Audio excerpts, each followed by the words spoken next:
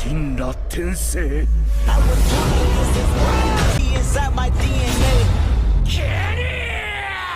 साल 2020 पूरी दुनिया में पोर्टल्स खुलने लगे। ये पोर्टल्स एक दूसरे डायमेंशन डंजन्स में जाने के गेट्स थे। कई देशों की गवर्नमेंट्स ने इन पोर्टल्स के बारे में जानने के लिए इनके अंदर आर्मीज को भेजा, बट कोई भी वापस ना आ सका और इन गेट्स में से मॉन्स्टर्स बाहर आने लगे जिनकी पावर्स के आगे सारे वेपन्स फेल हो गए। ये मॉन्स्टर्स ह्यूमंस को मारने लगे, बट उन्हीं गेट्स में से हंटर्स भी आए जिनके पास स्पेशल पावर्स और स्किल्स थे एंड ह्यूमैनिटी ने अपना काउंटर अटैक स्टार्ट किया। इन हंटर्स को उनकी पावर्स सपोर्टर्स से मिलती थी। सपोर्टर्स एक सुप्रीम पावर है जिसके बारे में हम आगे जानेंगे। इन हंटर्स में से एक ऐसा हंटर था जो फायर को कंट्रोल करता था एंड उसके पास इमॉर्टल सोल्जर्स थे। ये हंटर एक प्लेयर था जो कि हंटिंग करके ग्रो कर सकता था। ये क्वालिटी केवल इसी के पास थी और इसलिए इसे डीमन किंग कहा जाने लगा। बाकी हंटर्स में से 12 ग्रेटेस्ट हीरोज जिन्हें गॉड्स की तरह देखा जाता था, वो इस हंटर की पावर से डरते थे और इसलिए उन्होंने उस हंटर को हिस्ट्री से मिटा दिया। उन गॉड्स ने ईडन बनाया और हंटर्स एक न्यू ह्यूमन सब स्पीशीज बन गई। वो लोग जो हंटर्स नहीं बन पा रहे थे उन्हें स्लेव्स बना दिया गया। हंटर्स ने दुनिया पर कंट्रोल कर लिया। ऐसे ही 100 साल बीत गए। हम देखते हैं कि एक लड़का हंटर बनने के लिए ट्रेनिंग कर रहा है। वो इस दुनिया को चेंज करना चाहता है। थक जाने पर उसका हंटर फ्रेंड ह्यूंग उसे कॉम्बैट ट्रेनिंग करने के लिए कहता है। उस लड़के के पेरेंट्स को हंटर्स ने मार दिया था। ह्यूंग ने उसे एक बुक दी थी जो कि उसके पेरेंट्स ने उसके लिए छोड़ी थी। इस बुक में हंटर्स की सभी डार्क सीक्रेट्स थे और डीमन किंग की इन्फॉर्मेशन भी थी जिसे हीरोज ने मिटा दिया था। उस लड़के ने बुक को याद कर लिया था, बट उसे लगता था कि वो हंटर कभी नहीं बन पाएगा। उन्हें कोई ऑब्जर्व कर रहा होता है एंड उन पर मैजिक अटैक कर देता है। वो एक हंटर थी एंड उस लड़के को वो करने का ऑर्डर देती है। उसकी बॉडी उसके कंट्रोल में नहीं थी। तभी वहाँ कुछ लोग आते हैं जो उस लेडी को ग्रीट करते हैं। वो लेडी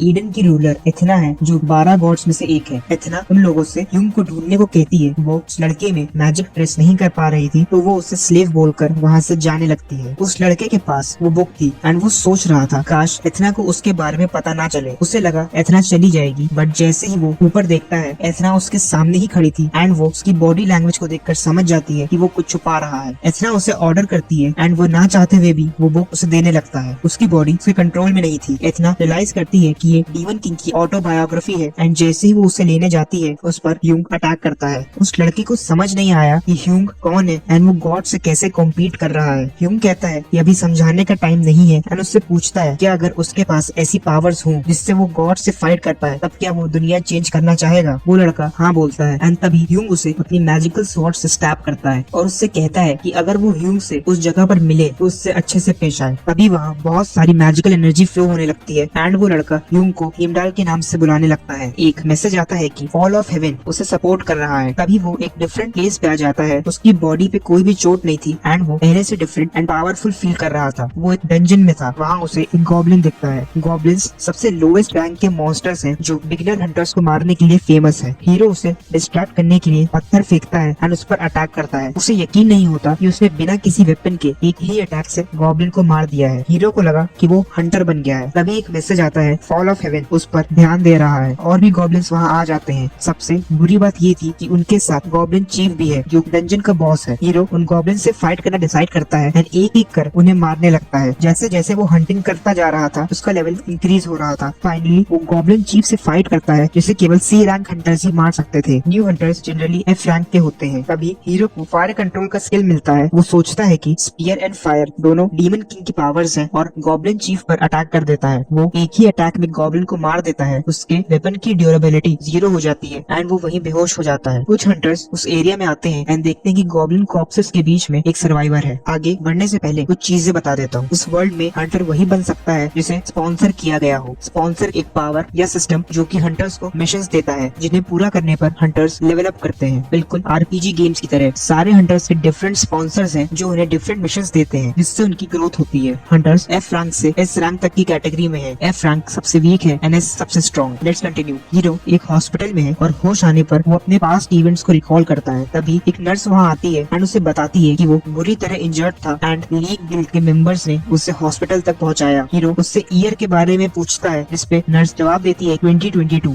हीरो शॉक्ड हो गया था क्योंकि एक्चुअली वो 100 साल पहले के टाइम में था। गेट्स 2020 में अपीयर होने लगे थे एंड 2022 में स्पेशल हंटर्स आए जिन्होंने हिस्ट्री में अपना नाम बनाया। हीरो को रियलाइज हुआ कि यही उसका चांस है। वो अपनी फिजिक देखकर हैरान था जो कि कम्प्लीटली चेंज हो चुकी थी। तभी वहाँ हंटर एसोसिएशन से सू योंग उससे मिलने आता है एंड उसकी डिटेल्स एंड वो गेट में कैसे पहुंचा पूछता है। हीरो अपनी एज 23 बताता है एंड किसी रीजन से वो अपना नाम वही बताता है जो डीमन किंग का था, लीजन। सू योंग उससे पूछता है कि क्या उसने गेट में और कोई आवाज सुनी, जिस पर हीरो बताता है कि उसने एक आवाज सुनी थी जिसने उससे कहा I will sponsor you. Su Yong उसे बताता है कि वो हंटर बन चुका है एंड जल्दी ही एसोसिएशन में से कोई उसे कांटेक्ट करेगा एंड वो वहाँ से चला जाता है। हीरो अपनी स्टेटस विंडो देखता है जो डीमन किंग की क्वालिटी थी। डीमन किंग स्पेशल है क्योंकि वो हंटर नहीं बल्कि प्लेयर है। जहाँ बाकी हंटर्स को स्पॉन्सर्स की जरूरत थी ग्रो करने के लिए, वही डीमन किंग खुद ही हंटिंग करके ग्रो कर सकता था। हीरो की विंडो में प्लेयर रेड है एंड वो भी एक प्लेयर है। हीरो हॉस्पिटल से डिस्चार्ज होकर बाहर आता है जहाँ उसे सू योंग मिलता है जो उसे हंटर एसोसिएशन ले जाने आया था। सू योंग हीरो को कंग्रेचुलेट करता है क्योंकि वो एक सी रैंक हंटर है एंड बहुत ही कम लोग होते हैं जो सी रैंक से स्टार्ट करते हैं। नॉर्मली लोग ई या एफ रैंक से अवेकन होते थे। हंटर एसोसिएशन में हीरो रजिस्टर कर लेता है एंड उसे रहने के लिए अपार्टमेंट भी मिल जाता है जिसे देखकर वो बहुत खुश है। सू योंग उससे कहता है कि लीग गिल्ड का लीडर जिसके मेंबर्स ने उसे बचाया था वो उससे मिलना चाहता है। ये सुनकर हीरो बहुत शॉक था क्योंकि इस एरा में कोई भी उसे नहीं जानता था। हम जान पाते हैं कि लीग गिल्ड के लीडर का नाम हिमडाल सियोंग है एंड वो वही हीरो का फ्रेंड था जिसने उसे ट्रेनिंग दी एंड मैजिक से इस एरा में भेजा। हीरो उसका शुक्रिया करता है। हीरो सोचता है कि उसके पास ये एबिलिटीज क्यों हैं। उसे फॉल ऑफ हेवन ने स्पॉन्सर किया है जिसने आज तक केवल एक और हंटर को स्पॉन्सर किया था, demon king. Next day hero की एसोसिएशन में न्यू हंटर्स के साथ ट्रेनिंग स्टार्ट होती है। बी रैंक हंटर सांग सू उसका इंस्ट्रक्टर है। हंटर्स की कॉम्बैट ट्रेनिंग स्टार्ट होती है। इसमें उन्हें मॉन्स्टर्स को डिफीट करना था। सभी ट्रेनीज अपने वेपन्स चूज कर सकते थे। मॉन्स्टर्स पहले से ही ब्रेन वॉश्ड हैं, वो किसी को किल नहीं करेंगे बट इंजर कर सकते हैं। सबसे पहले ट्रेनी आती है एंड वो किसी तरह मॉन्स्टर से फाइट कर उसे स्वॉर्ड से मार देती है। लास्ट में हमारा हीरो एक स्पीयर और शील्ड लेकर आता है। उसके टर्न तक सारे गॉब्लिन्स मर चुके थे तो उसे एक डिफरेंट मॉन्स्टर से फाइट करना था। हीरो को जिससे फाइट करना है वो एक ऑर्क है और एडल्ट से दुगना पावरफुल होता है एंड उसे केवल एक सी रैंक या उससे ऊपर का हंटर ही हरा सकता था। हीरो और ऑर्क की फाइट स्टार्ट होती है। हीरो उसे स्पीयर से स्टैब करता है बट ऑर्क स्पीयर पकड़कर हीरो को पंच करता है बट हीरो अपनी शील्ड से उस अटैक को ब्लॉक कर लेता है। इंस्ट्रक्टर को लगा कि उसे हेल्प करने जाना चाहिए बट हीरो अपना स्पीयर छोड़ ऑर्क को पिक करता है एंड एक पावरफुल शील्ड ब्लो से उसे डिफीट कर देता है। ये देख सारे ट्रेनीज हैरान थे।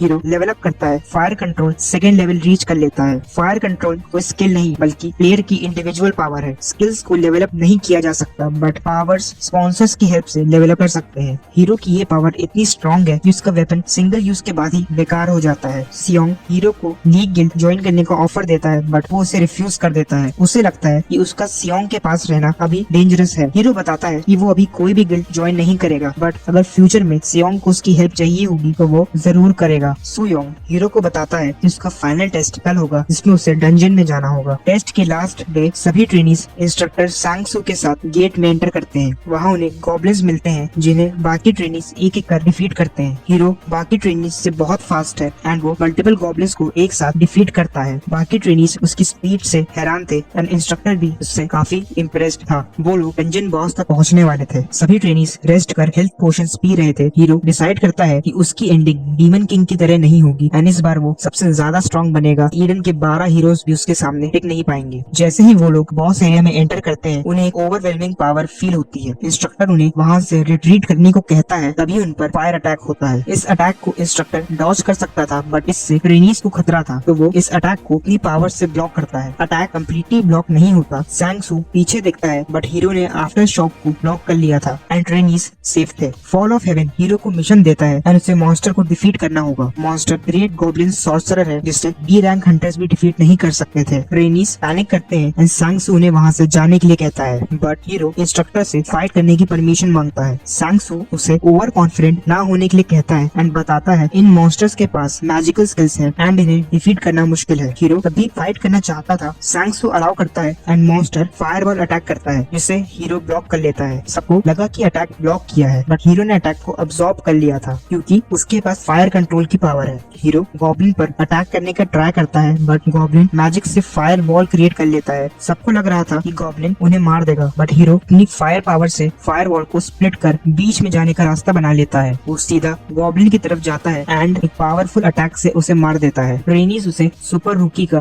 टाइटल देते हैं। फॉल ऑफ हेवन उसे एक न्यू पावर देता है, सोल समन, जिससे वो डेड मॉन्स्टर्स की सोल को समन कर उन्हें फाइट्स में यूज कर सकता था। हम देखते हैं सांग सू एसोसिएशन प्रेसिडेंट से मिलकर उन्हें हीरो के बारे में बताता है। प्रेसिडेंट उससे हीरो का पोटेंशियल पूछते हैं। वो कहता है कि प्रेसिडेंट उसकी हेल्प से अपने सारे गोल्स पूरे कर सकते हैं। यह जानकर प्रेसिडेंट हीरो से जल्दी ही मिलना चाहता है। कुछ टाइम पहले सांग सू ने हीरो को एसोसिएशन ज्वाइन करने का ऑफर दिया था, जिसे उसने ऑब्वियसली रिफ्यूज कर दिया था, क्योंकि वो एसोसिएशन प्रेसिडेंट के साथ इन्वॉल्व नहीं होना चाहता है एंड उसे पूरी तरह अवॉइड करना चाहता था।